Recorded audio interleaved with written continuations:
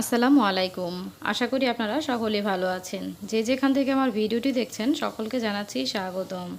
আজ আমি তৈরি করেছি করলা দিয়ে ইলিশ মাছ। ইলিশ মাছ দিয়ে করলা খেতে কে কে পছন্দ করেন? ঝটপট একটি কমেন্ট করে জানিয়ে দিন। করলা আমার ভীষণ পছন্দ। আমি যেভাবেই রান্না করি না কেন আমার সেভাবেই খেতে ভালো লাগে। আর ইলিশ মাছ এমন একটি মাছ, এটি দিয়ে যে কোনো রান্নাই কিন্তু অনেক বেশি স্বাদের হয়ে থাকে।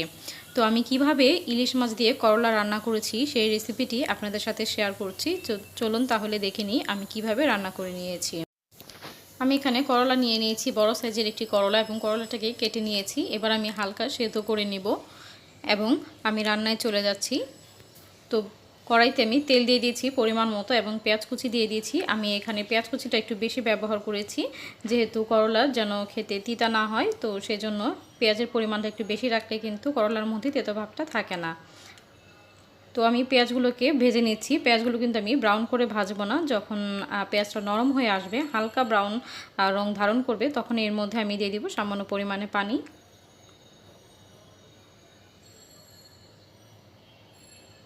তো দেখতে পাচ্ছেন পেঁয়াজগুলো কিন্তু আমি খুব বেশি ব্রাউন করে ভাজিনি, সাদা সাদা আছে। এখন এর মধ্যে আমি গুঁড়ো মশলা অ্যাড করছি। দিয়ে দিচ্ছি লাল মরিচের গুঁড়ো 1.5 চা চামচ, হলুদ গুঁড়ো দিয়ে দিব 1 চা চামচ,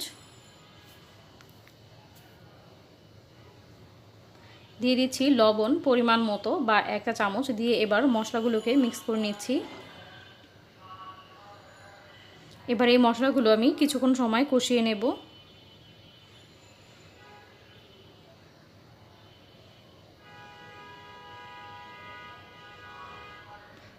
কিছুক্ষণ কষানো হয়ে গেলে এখন এর মধ্যে আমি ইলিশ মাছগুলো দিয়ে দিচ্ছি। আপনারা চাইলে ইলিশ মাছটাকে ভেজে তারপরও রান্না করতে পারেন, তবে আমার মনে হয় মাছটা ভেজে না রান্না করে এভাবে যদি কষিয়ে রান্না করা হয় তাহলে ইলিশ মাছের টেস্টটা খুব বেশি ভালো আসে। তো এই মাছগুলোকে খুব ভালো করে কষিয়ে নেব।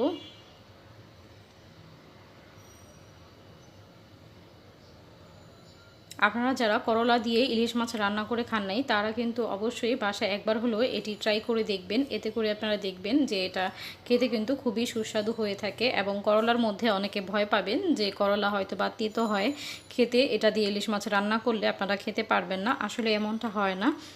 যদি আপনি হালকা একটু ভাপ দিয়ে নেন, তারপর ইলিশ মাছ দিয়ে এইভাবে রান্না করে খান, তাহলে কিন্তু করলাটা আর কোনো রকম তিতা লাগবে না। তো আমি মাছগুলো কিন্তু খুব ভালো করে কষিয়ে নিচ্ছি। দেখতে পাচ্ছেন মাছগুলো উল্টে দিয়েছি। তো আমি আবারও ঢাকনা দিয়ে ঢেকে দিব। ইলিশ মাছ রান্নায় যত বেশি কম মশলা ব্যবহার করা যায়, ততই কিন্তু ইলিশ মাছের টেস্টটা বেশি ভালো থাকে। এর মধ্যে যদি খুব বেশি মশলা দিয়ে রান্না করা হয়, তাহলে কিন্তু ইলিশ মাছের সেই ইলিশের যে অরিজিনাল একটা ফ্লেভার থাকে সেটা কিন্তু পাওয়া যায় না। তো আমি ঢাকনা দিয়ে ঢেকে দিচ্ছি। তো কিছুক্ষণ পর আমি আবার ঢাকনাটি খুলে নিয়েছি এবং মাছগুলোকে নাড়াচাড়া করে নিচ্ছি। মাছগুলো কিন্তু খুব ভালো করে কষিয়ে নেওয়া হয়ে গিয়েছে। তো এই পর্যায়ে কিন্তু আমি মাছগুলো তুলে নিব।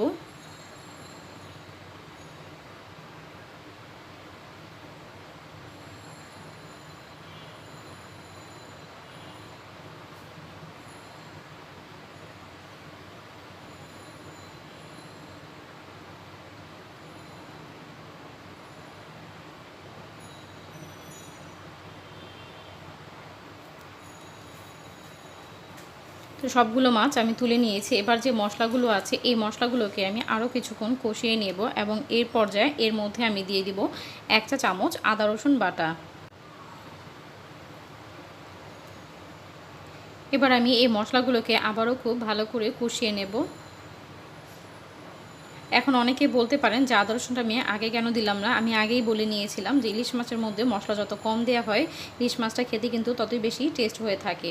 তো মাছগুলো যখন আমি কষিয়ে উঠিয়ে নিয়েছি, এখন এই পর্যায়ে আমি এখানে 1 চা চামচ আদা রসুন দিয়ে এবার এই মশলাগুলোকে খুব ভালো করে কষিয়ে নেব। এই মশলাটা যখন খুব ভালো করে কষানো হয়ে যাবে, তখন এর মধ্যে আমি যে আগে থেকে সেদ্ধ করে রেখেছিলাম করলাগুলো, সেই করলাগুলো দিয়ে দিচ্ছি।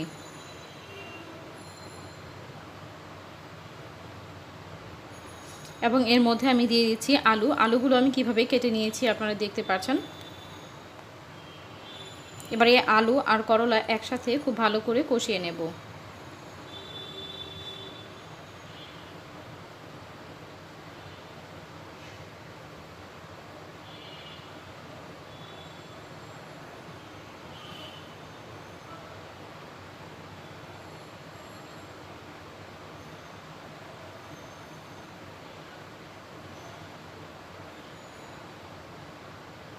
এবার বেশ কিছুক্ষণ সময় নিয়ে আমি করলা এবং আলুগুলোকে খুব ভালো করে কষিয়ে নেব।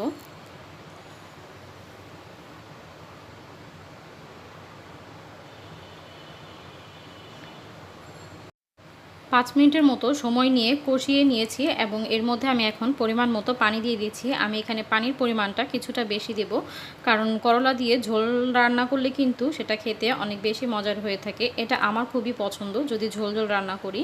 তো আমি এখানে পানির পরিমাণ কিছুটা বেশি দিয়েছি, দেখতে পাচ্ছেন। এবং এর মধ্যে এখন আমি দিয়ে দিব মাছগুলো।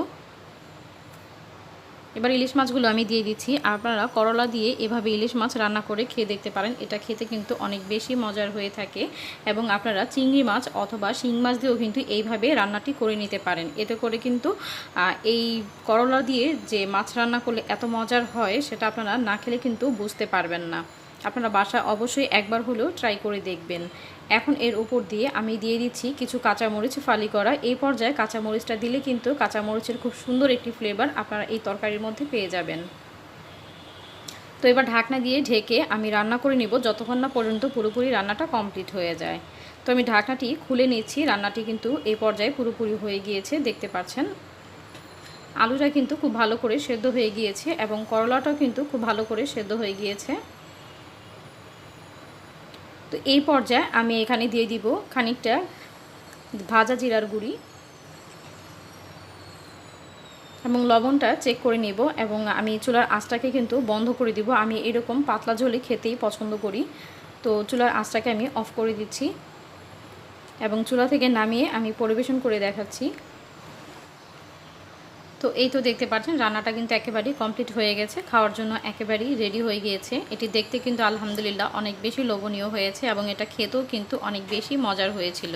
তো আশা করছি আমার আজকের ভিডিওটি আপনাদের কাছে ভালো লেগেছে। ভিডিওটি যদি ভালো লেগে থাকে তাহলে অবশ্যই একটি লাইক দিয়ে দিবেন এবং আপনাদের যদি কোনো মতামত থেকে থাকে কমেন্ট বক্সে অবশ্যই কমেন্ট করে জানাবেন। এবং আমার চ্যানেলে যদি নতুন হয়ে থাকেন অবশ্যই চ্যানেলটিকে সাবস্ক্রাইব করে বেল আইকনটি বাজিয়ে দিবেন। আর আমার জন্য সবাই দোয়া করবেন। আজ এ পর্যন্তই। আল্লাহ হাফেজ।